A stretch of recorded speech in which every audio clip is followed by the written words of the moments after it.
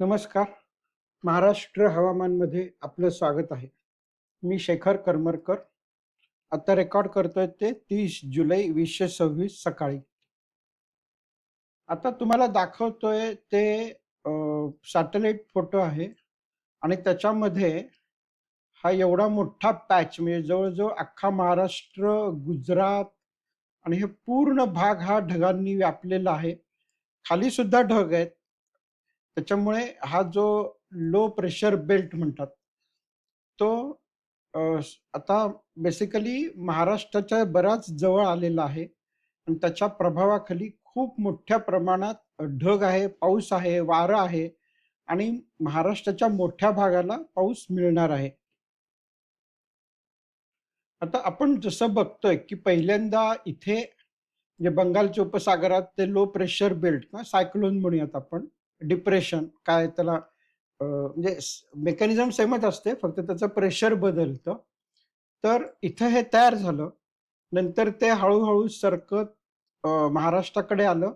आधी ते वरती जाईल असं वाटत होतं, पण आता सध्या असं वाटतंय की ते नागपूरला जाईल. साधारण अमरावतीपासून मग ते महाराष्ट्र सोडेल. नंतर ते मध्य प्रदेशामधनं गुजरातमध्ये जाईल आणि गुजरातमध्ये काही वेळ थांबून राजस्थानमध्ये जाईल किंवा मग इथूनच पाकिस्तानमध्ये जाईल असं दिसतंय. सध्या ते जी पोझिशन आहे त्याची साधारण इथे कुठेतरी आहे आणि आता ती नागपूरच्या जवळ येतेय आणि जसजशी ती नागपूरच्या जवळ येईल तसतसा महाराष्ट्रातला पाऊस वाढत जाईल.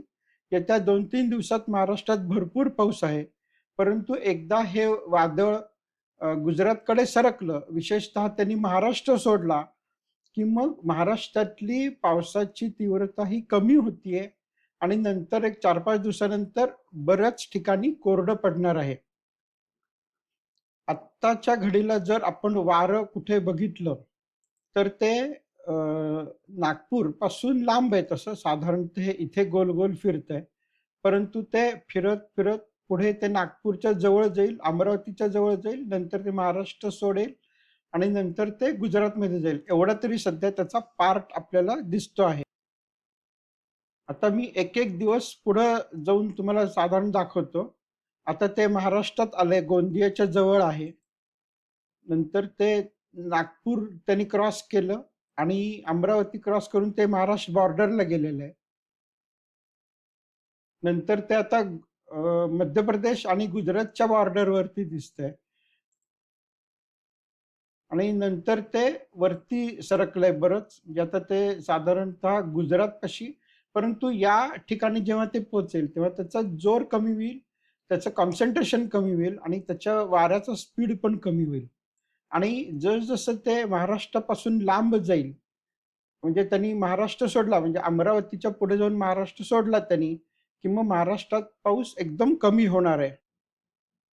ह्या वादळाच्या प्रभावाखाली सध्या जे दिसतंय, ते महाराष्ट्रामध्ये आज भरपूर पाऊस आहे.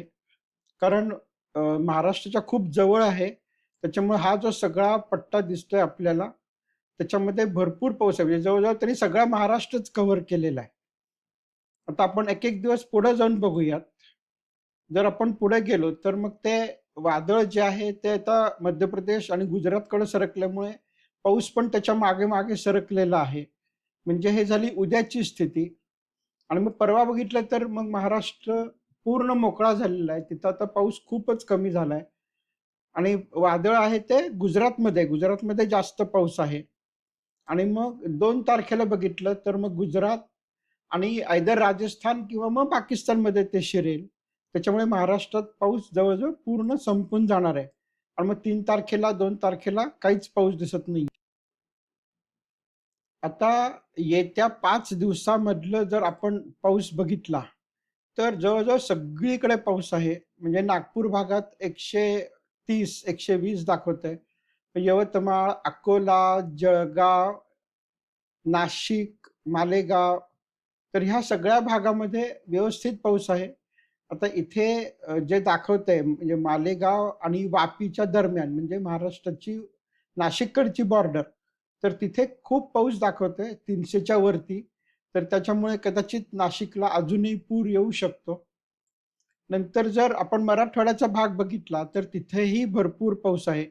म्हणजे नांदेड भागात तर 200 मिलीमीटर, 150 मिलीमीटर एवढा पट्ट्यात दाखवतंय आणि म्हणजे पूर्ण म्हणजे वादळ इतकं मोठं आहे आणि त्याच्यामुळे त्याचा प्रभाव इतका पडतोय, की जवळ-जवळ सगळीकडे विशेषतः वर उत्तर महाराष्ट्रामध्ये म्हणजे एम-पी बॉर्डरकडे खूप पाऊस आहे. मराठवाड्यात विशेषतः यावेळेस खूप पाऊस आहे. लातूर, बीड, संभाजीनगर ह्या पट्ट्यामध्ये सुद्धा 100 मिलीमीटरच्या वर पाऊस दाखवतोय. त्यातला बराचसा पाऊस हा आज, उद्या, थोडाफार परवा, नंतर मग ते कोरडं पडतंय. नंतर मग सोलापूर जिल्ह्यामध्ये सुद्धा 50-60 मिलीमीटरचा पाऊस आहे आणि जो आपण दुष्काळी भाग म्हणतो, तिथे सुद्धा 20-25 मिलीमीटर पर्यंत पाऊस आहे. म्हणजे थोडक्यात वादळाच्या प्रभावाखाली पाऊस असलेला आजचा सगळ्यात मोठा दिवस आहे. उद्या हे वादळ पुढं सरकेल, त्याच्यामुळे पाऊससुद्धा विदर्भातनं जाईल. नंतर परवा दिवशीपर्यंत तो महाराष्ट्रातनं पण बाहेर जाईल आणि त्याच्यानंतर मात्र जवळ-जवळ पूर्ण कोरडं पडणार आहे. आता कोकण किनारपट्टी बघितली तर तिथला जो पाऊस आहे त्याच्यावरती वादळाचा परिणाम होत नाहीये. तर तिथं जो पाऊस आहे, तो अरबी समुद्रातून येणाऱ्या वाऱ्यांमुळे पडणारा पाऊस आहे. त्यामुळे मुंबईमध्ये सुद्धा पाऊस आहे, परंतु तो आता कमी आहे. 60-70 मिलीमीटर पुढच्या 5 दिवसामध्ये. जसं आपण खाली जाऊ तसं पाऊस हळू वाढतोय. म्हणजे 125-150 मिलीमीटर पर्यंत. म्हणजे सिंधुदुर्गकडे गेलं तर तो 200 मिलीमीटरच्या जवळ पोहोचतो आहे. अर्थात एवढा पाऊस कोकणात दरवर्षी नॉर्मल म्हटला जातो. तर थोडक्यात सांगायचं म्हणजे आज आणि उद्या महाराष्ट्रात जवळ-जवळ प्रत्येक ठिकाणी काही प्रमाणात पाऊस आहे. उत्तर महाराष्ट्रामध्ये जास्त आहे. मराठवाड्याच्या मोठ्या भागात भरपूर पाऊस मिळणार आहे. कोकण किनारपट्टीवर तर तो चालूच आहे. त्याच्यामुळे हा पाऊस पिण्याच्या पाण्यासाठी विशेषतः उपयोगी ठरेल. कारण बऱ्याच ठिकाणची पाण्याची पातळी वाढेल. विहिरीला, नद्यांना कदाचित थोडं पाणी येईल. काही-काही भागांमध्ये विशेषतः नागपूर, जळगाव किंवा नाशिकचा भाग तिथे पूर पण येऊ शकतात. परंतु एकदा हे वादळ पुढे सरकलं 2 ते 3 दिवसामध्ये, की मग महाराष्ट्रातला पाऊस जवळ-जवळ थांबल्यात जमा होणार आहे. आता तो पुन्हा कधी येईल हे आत्ताच सांगता येत नाहीये.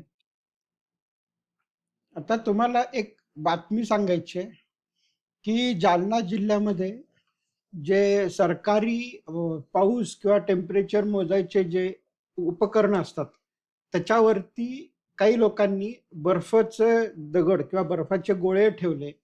त्याच्यामुळे तो बर्फ हळू वितळून त्याचं पाणी बनून ते त्या पर्जन्यमापकात जाईल आणि त्याच्यामुळे तिथे अशी नोंद होईल, की इथे अमुक-अमुक किंवा काही मिलीमीटर पाऊस पडलाय. म्हणजे थोडक्यात काहीही पाऊस नसताना सुद्धा तिथे पावसाची नोंद तयार करायची खोटी असा कार्यक्रम झालेला आहे आणि त्याच्यामुळे मग काय म्हणायचं, की शेतकऱ्यांना तुम्हाला नुकसान भरपाई द्यायला लागू नये किंवा त्यांना विमा द्यायला लागू नये. तर अशा पावसाच्या खोट्या नोंदी करायच्या आणि मग शेतकऱ्यांचे पैसे बुडवायचे. असा हा एकंदरीत घोटाळा आहे. अ,